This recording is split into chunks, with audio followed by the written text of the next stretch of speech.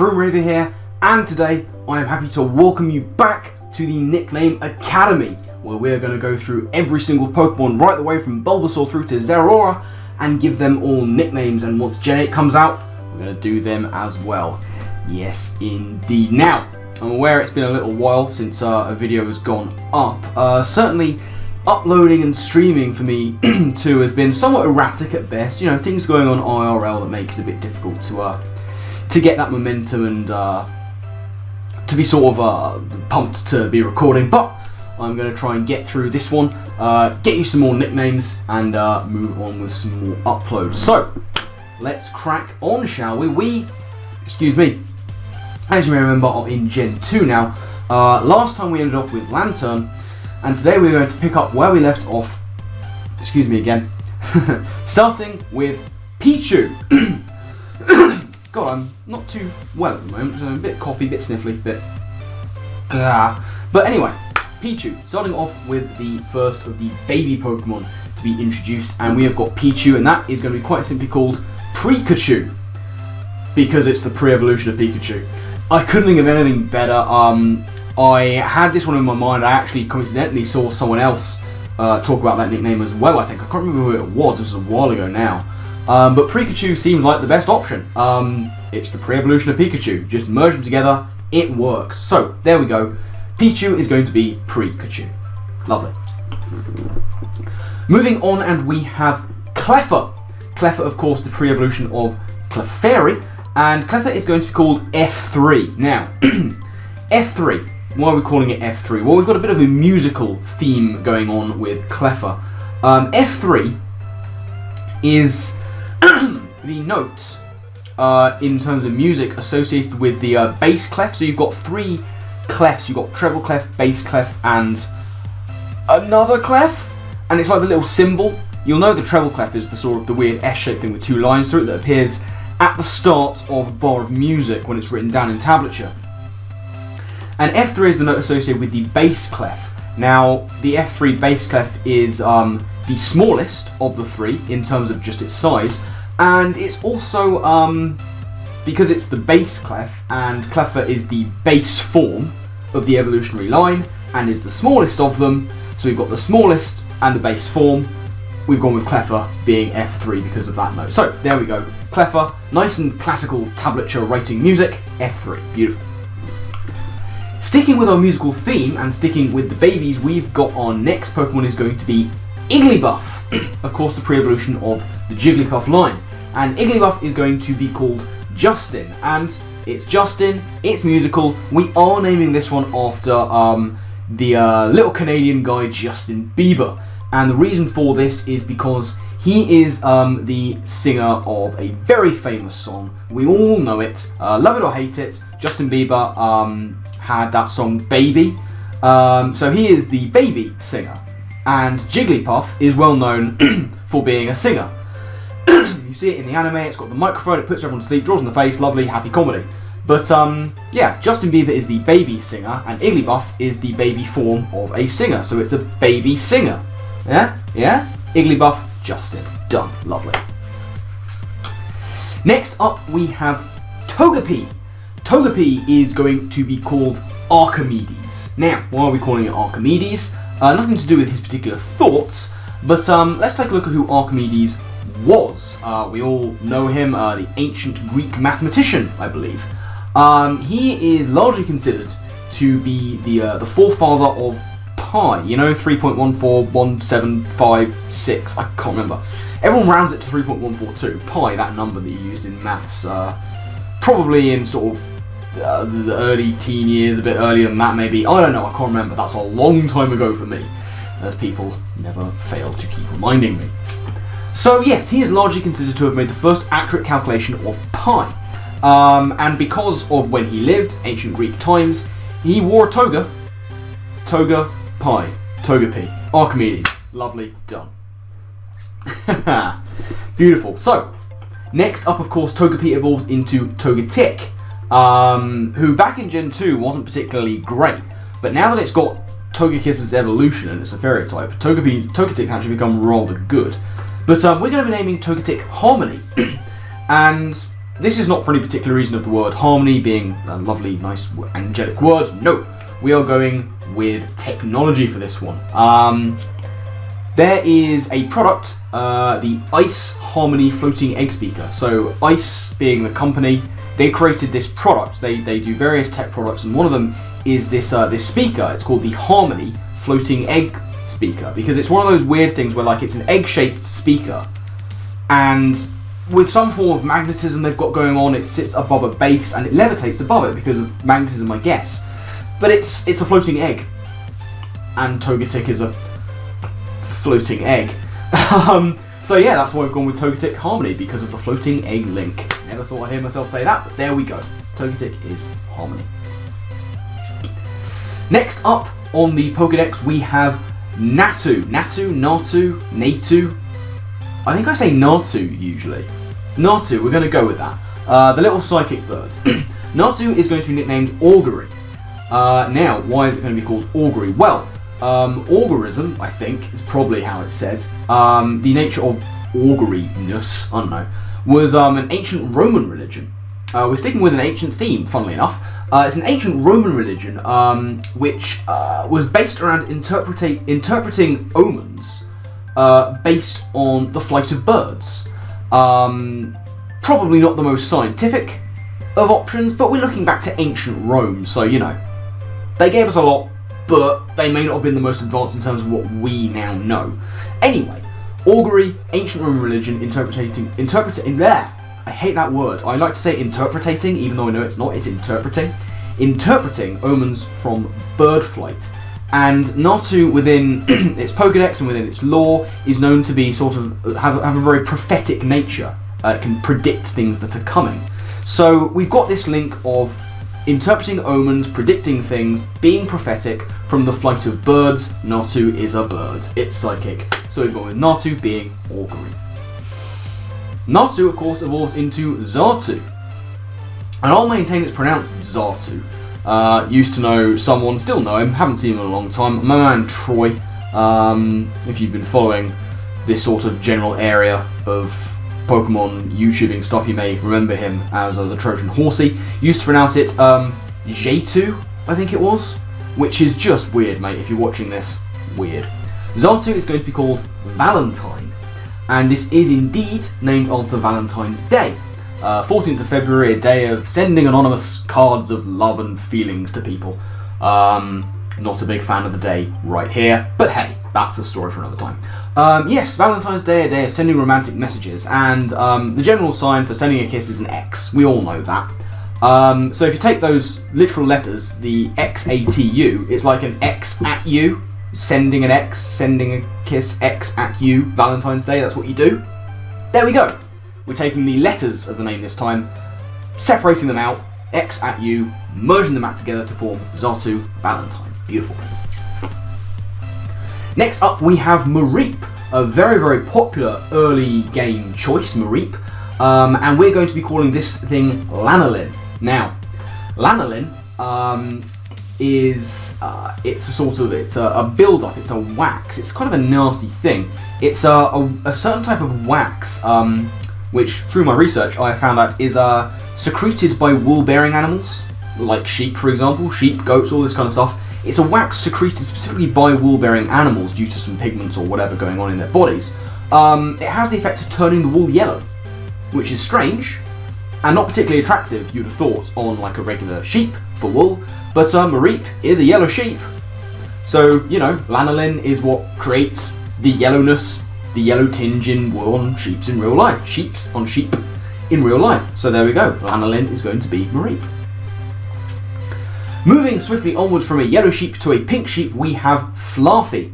And we are going with a pink sheep theme here because Fluffy is going to be called Printers. Now, why would I name a pink sheep Printers? Well, where I live in England, I live in the southeast of England.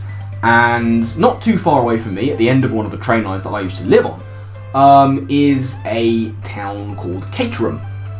And Caterham is home to a mid-sized printing company called Pink Sheep. Literally, that is it. It is home to a printing company called Pink Sheep, and Fluffy is a pink sheep. So there we go, pink sheep, Fluffy is going to be called Printers. Done. And finally, in that evolutionary line, shedding the wool altogether, we have Ampharos. Ampharos is going to be called Nama. Now, Nama. Who was Nama? It's a person, or at least it was. Nama was an ancient Egyptian king. He was a very, very early Egyptian ruler. Like, one of the first. Very early. And if you're talking about things that are early in the morning is AM. Very early in the morning, you've got AM as opposed to PM. So you put those things two together, AM, and Nama was a pharaoh, AM, pharaoh, Ampharos. We're kind of going out on a limb and merging them together, but there we go, Ampharos is going to be called Nama. And that will work for the Mega, you know, it's still based on just the name Ampharos itself, so that will work for the Mega as well with its glorious hair. Ampharos, Nama. Next we have Blossom, the alternate evolution of Gloom. Blossom's going to be called Silver. S-I-L-V-A, Silver, not the colour or the precious metal, but Silver, named after William P. Silver, a painter, an artist. He was known as the artist who created the painting "The Sun Dispels the Morning Fog," was the name of one of his paintings, and this kind of links quite nicely into Blossom, because let's look at that title, "The Sun Dispels the Morning Fog." Fog is dark and dingy and gloomy. Fog is gloomy, so, you know, that's why we could call gloom fog, because fog is gloom. And gloom evolves into Blossom via the sunstone, so the sun is what dispels the fog, it gets rid of the gloom. The sunstone gets rid of the gloom, the sun gets rid of the fog, Blossom is going to be called Silver for that reason. Next up we have Marill. Marill is going to be called VG22, which is a strange name, but we do have method behind my madness, as you well know by now. VG22, what is VG22? Well, VG22 is, from my research, it's a highly recommended, it's a type of oil, and it's a very highly recommended tail oil. So what tail oil is, it's a very specific kind of oil that's used for tail lifts, you know, on trucks. So, you know, like when you have moving vans, trucks like that have large quantities within them, and you've got that tail that kind of it sort of comes down and then lowers down, so you can move things on and off easier. And this tail oil is very highly recommended for this particular function. And Marill has oil in its tail. It's literally got tail oil. It's what keeps it buoyant. So yeah, we've gone with a very highly recommended tail oil for Marill, VG22. Next up we have Azumarill, and this is one of the stupidest ones, possibly of the entire series. It's going to be called Rose, which sounds very simple, but it's for a really stupid reason. You may be familiar with the Twitter account We Rate Dogs. Very popular Twitter account, lots of people love it. Now, Rose was a dog featured on We Rate Dogs. She you know how We Rate Dogs, sometimes it will have doggos that have become injured or ill, and they have like sort of donations for them, which is very lovely. Rose is one of these. She suffered a torn ACL after, direct quote from We Rate Dogs, doing a zoom. That's what they like to say. Zooming around, she's doing a zoom and tore her ACL. Became ill because of that. So she was doing a zoom, so she is effectively a zoomer. She was ill. So she's a zoomer ill. A zoomer ill. Rose. I know it's dumb, but sometimes I do that. You know me by now. Next up, who do we have? We have Sudowoodo. Now, Sudowoodo is going to be called Balsam Hill. Another strange name. Now, what is Balsam Hill? Well, Balsam Hill is an artificial Christmas tree company. It's based in the south of England, I believe. Yeah, it's you know, there are many of these companies that specialise in artificial trees, especially Christmas trees. So yeah, it's a company that creates artificial trees. They create fake trees. Sudowoodo's a fake tree. Literally in the name, pseudo wood.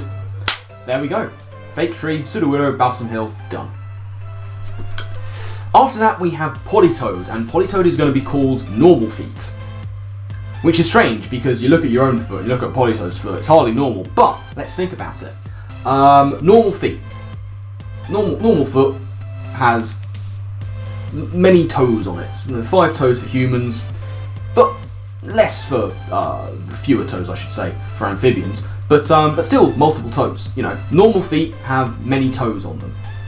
So a normal foot is poly-toed.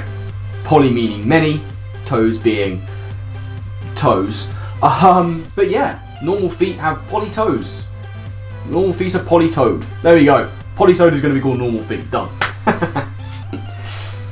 Next up, we have Hoppip. Excuse me. Hoppip is going to be called Reason.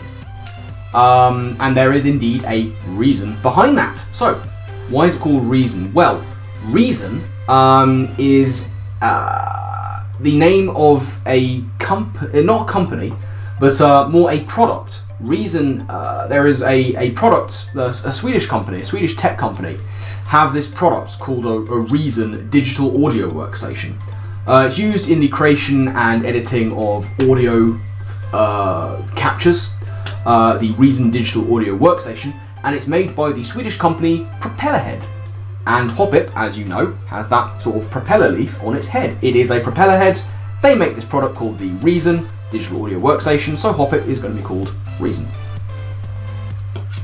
Hoppip's evolution is quite similar in some ways. In terms of the reasoning behind it, it's going to be called Spindrift.